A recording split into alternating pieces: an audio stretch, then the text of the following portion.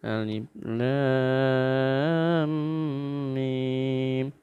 Tilka ayatul kitabil hakim. Hudan wa rahmatan lil muhsinin. الذين يقيمون الصلاة ويؤتون الزكاة وهم بالآخرة هم يوقنون أولئك على هدى من ربهم وأولئك هم المفلحون. Alif Lam Mim. Hanya Allah yang memahami, yang mengetahui maksud dari huruf alif, lam, dan mim. Adapun banyak para ulama kemudian memberikan terjemahan tafsiran dan tafsiran, namun tafsiran yang paling tinggi adalah Allahu a'lamu bimuradi. Hanya Allah yang mengetahui apa yang dimaksud dari kalimat alif lam mim. Tilka ayatul kitabil hakim. Ini adalah, yang demikian ini adalah ayat tanda-tanda dari kekuasaan Allah yang tertuliskan dalam kitab Al-Quran Al-Hakim yang bijaksana. Maksudnya adalah orang-orang yang mengikuti ajaran Al-Quran, yang mengikuti anjuran Al-Quran, yang menjauhkan larangan Al-Quran terhadap dirinya, maka mereka itu akan wujud menjadi orang-orang yang hakim, orang-orang yang bijaksana, orang-orang yang adil, orang-orang yang selalu dalam rahmat Allah Subhanahu wa ta'ala. Karena apa? Hudan wa rahmatan lil muhsinin.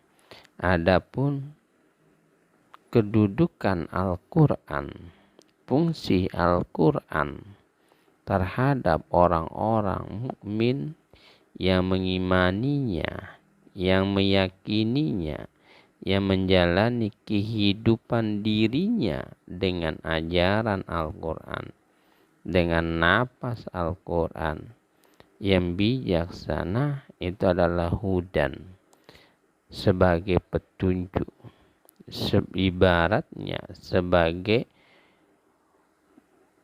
pedoman, sebagai penunjuk arah, sebagai tanda yang menunjukkan kepadanya kebenaran.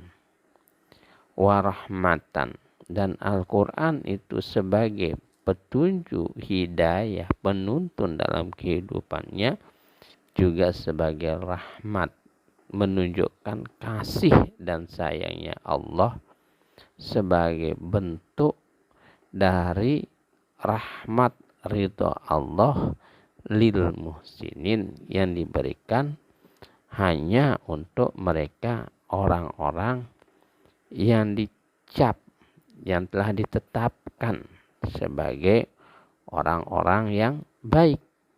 Nah, orang-orang yang baik inilah yang selalu mendapatkan hudan, petunjuk Allah Subhanahu wa ta'ala, sehingga Allah menyampaikan tidak akan tersesat seorang hamba Allah jika Allah yang memberikan petunjuk kepadanya.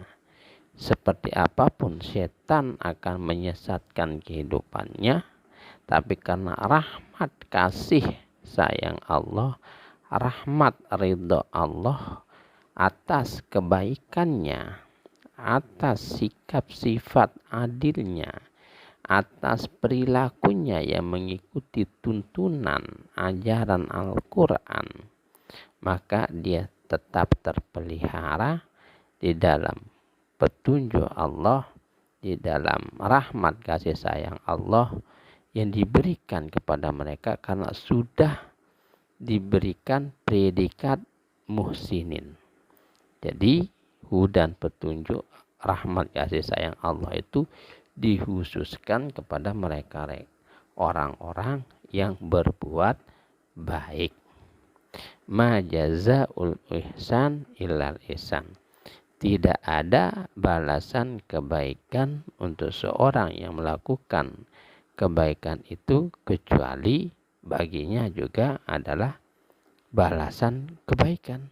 Maka tidak ada ruginya orang baik. Yang ada ruginya itu adalah orang jahat, orang buruk, orang yang tidak baik. Apa sih tanda orang-orang yang baik itu? Alladzina yuqimunas shalah. Mereka orang-orang yang baik itu adalah terlihat selalu sebagai manusia hamba Allah yang rajin, taat, patuh di dalam mendirikan, melaksanakan, menunaikan kewajiban sholat 5 waktu. Tidak meninggalkan satu pun kewajiban dari sholat maktubah, dari sholat yang sudah diwajibkan, ditentukan waktunya oleh Allah Subhanahu wa Ta'ala, yaitu zuhur, asar, maghrib, isya, dan subuh. 5 waktu ini memeliharakan dirinya, terpelihara dirinya, maka dia selalu melaksanakannya, tidak pernah meninggalkannya, walau sebab dan karena apapun. Karena memang sholat 5 waktu itu dikatakan kitaban mauquta. Sholat 5 waktu itu adalah sholat yang wajib dikerjakan sesuai dengan waktu dan ketentuan saat untuk pelaksanaannya. Dan tidak ada kewajiban yang lebih ringan, yang lebih mendapatkan kemudahan, melainkan harus di dalamnya itu terdapat sifat wajib untuk pelaksananya itu melebihi dari sholat. Karena sholatnya adalah wajib. Jika ditinggalkan maka itu adalah dosa. Maka orang yang meninggalkan sholat mendekati dia terhadap kekufuran, mendekati dia terhadap ciri khas orang kafir. Rasulullah sallallahu alaihi wasallam menyampaikan al-farqu bainal mu'minin wal muslimin wal kafirin as-shalah. Perbedaan yang nyata, yang jelas menunjukkan antara orang yang kafir, orang yang mukmin, orang yang muslim itu tidak lain adalah pelaksanaan sholatnya. Walau bagaimanapun dia mengatakan dirinya sebagai orang muslim, seorang Islam, tapi tidak melaksanakan sholat, maka iktikadnya boleh Islam, iktikadnya boleh la ilaha illallah Muhammadur Rasulullah, tapi perilakunya itu adalah kefasikan, melakukan perbuatan dosa besar, sehingga menyerupai orang kufur, orang kafir, walaupun tidak menggugurkan keimanannya. Selanjutnya tanda orang baik itu adalah wayutuna zakata. Mereka selalu membagikan, memberikan zakat harta, zakat miliknya sebagai bukti bahwa dia itu menunaikan kewajiban harta yang ia miliki, yang Allah karuniakan terhadap dirinya sebagai pembersih hartanya dan pembersih jiwanya.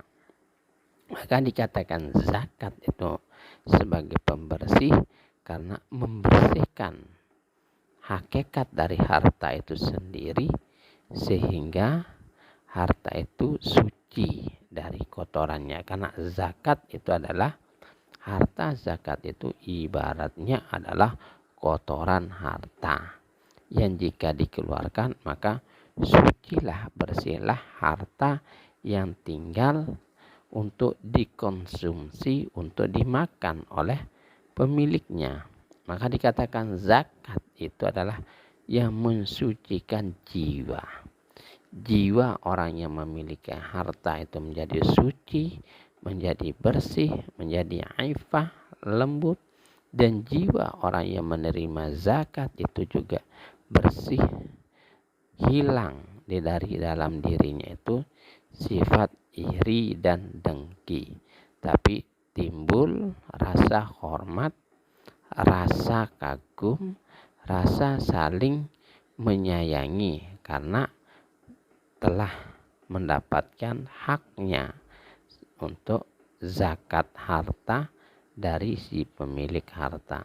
Sehingga zakat itu menghilangkan sifat buruk dari pemilik harta maupun terhadap si mustahik, orang yang berhak menerima zakat. Kemudian tanda selanjutnya orang baik itu adalah wahum bil akhiratihum yuqinun, dan mereka itu terhadap hari akhir, adanya hari kiamat itu mereka itu meyakini.